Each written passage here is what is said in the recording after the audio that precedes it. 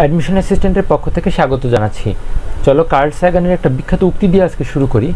উক্তিটি হলো, অ্যাটমস আর mainly empty space, matter is composed chiefly of nothing. তাহলে বুঝতেই পারছো আজ পরমাণু নিয়ে আলোচনা করব। তো আমরা আজকে কি কি শিখবো একটু দেখে নেই।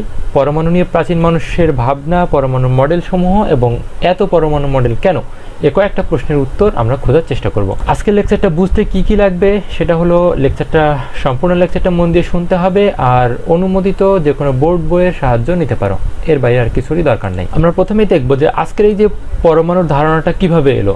এই যে ডেমোক্রিটাসের যে সেই অবিভাজ্য পরমাণু, সেখান থেকে আজকের এই আধুনিক পরমাণুর ধারণাটা এলো কিভাবে সেটা আমরা দেখব। তো চলো আমরা একটু এগোই। দুজন দার্শনিকের ছবি দেখতে পাচ্ছ, ইনি ভারতীয় দার্শনিক এবং ইনি গ্রিক দার্শনিক। তো পরমাণু নিয়ে প্রাচীন মানুষের যে ধারণা ছিল যে পদার্থ আসলে নিরবচ্ছিন্ন, তার মানে তারা এমন একটা ভাবতো, ফর এক্সাম্পল মাটিকে ভাঙলে মাটি ছাড়া আর কিছুই পাওয়া যায় না, মাটিকে ভাঙলে মাটির ক্ষুদ্রতম কণা পাওয়া যাইতে পারে, তার বেশি কিছু পাওয়া যায় না, এরকম একটা ধারণা তাদের ছিল। তো পরবর্তীতে ভারতীয় দার্শনিক কণাদ বলেছিলেন যে পদার্থ ক্ষুদ্র ও অবিভাজ্য কণা দ্বারা গঠিত, এবং ডেমোক্রিটাস মোটামুটি একই ধরনের একটা বিবৃতি দেন যে কোনো পদার্থ অসংখ্য ক্ষুদ্র বিচ্ছিন্ন কণা দ্বারা গঠিত, যাকে আর ভাঙা যায় না।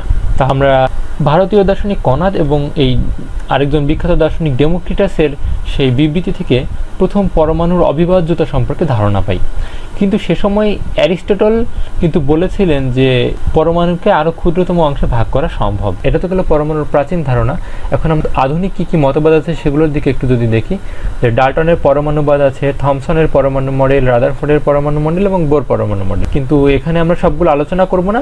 রাদারফোর্ড এবং বোর পরমাণু মডেল তোমাদের সিলেবাসের অন্তর্ভুক্ত, তাই আমরা শুধুমাত্র এই দুটো নিয়ে আলোচনা করব। রাদারফোর্ডের পরমাণু মডেল নিয়ে আলোচনা করতে গেলে প্রথমেই আসে রাদারফোর্ডের সেই বিখ্যাত আলফা কণা পরীক্ষার কথা। এখানে দেখো, আমরা দেখতে পাচ্ছি যে এখানে একটা আলফা পার্টিকেলের সোর্স আছে এবং এটা গোল্ড ফয়েলের উপরে এসে পতিত হচ্ছে এবং সেটা গোল্ড ফয়েল পাস করে এই জিঙ্ক সালফাইডের যে স্ক্রিনটা আছে তার উপর পড়ছে, এবং যখনই কোনো আলফা কণা এই জিঙ্ক সালফাইডের স্ক্রিনকে হিট করবে তখনই সেখানে একটা প্রতিপ্রবাহ আমরা দেখতে পাচ্ছি। এটাই ছিল তার সেই পরীক্ষা, এবং এখান থেকে সে কি কি পর্যবেক্ষণ করে সেটা আমরা একটু দেখি। তার পর্যবেক্ষণগুলোর ছিল যে অধিকাংশ আলফা কণায় আসলে স্বর্ণপাত ভেদ করে চলে যাচ্ছে এবং সামান্য কয়েকটা কণা একটু বেঁকে যাচ্ছে, আর প্রায় 20,000-এর মধ্যে মাত্র একটি বা দুটি কণা কোনো কোনো ক্ষেত্রে পিছনের দিকে ফিরে যাচ্ছে। এটাই ছিল তার পর্যবেক্ষণ। এখন সেখান থেকে কি সিদ্ধান্ত আসতে পারলো দেখি, যে সে মোটামুটি যা সিদ্ধান্তে আসে তার থেকে এরকম একটা গঠন পরবর্তীতে পরমাণুর প্রস্তাব করে। তো তার সিদ্ধান্তগুলো ছিল অনেকটা এরকম, যে পরমাণুর ভিতরের বেশিরভাগ স্থানই আসলে ফাঁকা এবং পরমাণুর কেন্দ্রে তার নিউক্লিয়াস থাকে, যেটা মূলত ধনাত্মক চার্জযুক্ত এবং সবগুলো ভর সেখানেই পুঞ্জীভূত থাকে, এবং এই নিউক্লিয়াসের যে আকার এটা পরমাণুর মোট আয়তনের তুলনায় অত্যন্ত নগণ্য। এরপরে আমরা একটু দেখি বোর পরমাণু মডেল। এখানে আমরা একটা অ্যানিমেশন দেখতে পাচ্ছি। দেখো যে এখানে একটা নিউক্লিয়াস আছে এবং নিউক্লিয়াসের চারপাশে আমরা একটা ইলেকট্রনকে পরিভ্রমণ করতে দেখছি, কিন্তু একটা স্পেশালিটি আমরা দেখতে পাচ্ছি যে এই ইলেকট্রনটা কিন্তু কখনো প্রথম কক্ষপথে বা কখনো দ্বিতীয় কক্ষপথে আবর্তন করছে। এর কারণ হলো যে দেখো, সে একটা মাঝে মাঝে সে নির্দিষ্ট পরিমাণ শক্তি শোষণ করছে এবং উপরের শক্তি স্তরে লাভ দিচ্ছে, এবং মাঝে মাঝে সে আবার সেই নির্দিষ্ট শক্তি বিকিরণ করে নিচের শক্তি স্তরে চলে আসছে, তাই না? তাহলে আমরা এখন বোর পরমাণু মডেলের যে প্রস্তাবনাগুলো ছিল সেগুলো আমরা একটু দেখি।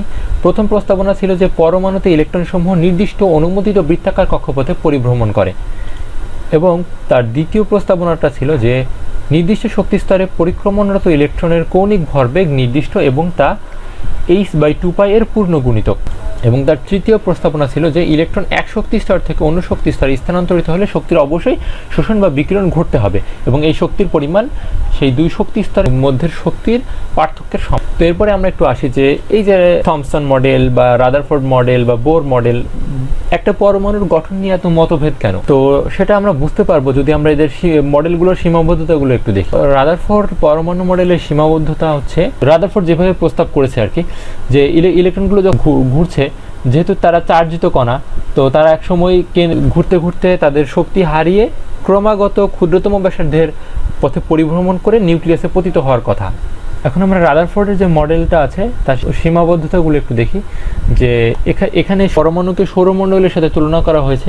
এটা খুব একটা যৌক্তিক না। তার কারণ হলো যে ইলেকট্রনগুলো আছে এগুলো চার্জিত, ঋণাত্মক চার্জযুক্ত, কিন্তু আমরা সৌরজগতের যে গ্রহ উপগ্রহ ইত্যাদি যা আছে এরা কিন্তু চার্জহীন। রাদারফোর্ড মডেলের দ্বিতীয় সীমাবদ্ধতা হলো ম্যাক্সওয়েলের তড়িৎচুম্বকীয় তত্ত্ব অনুসারে চার্জিত ইলেকট্রন এভাবে ঘুরতে থাকলে ক্রমাগত সেটি শক্তি বিকিরণ করে নিউক্লিয়াসের সাথে মিলে যাবে।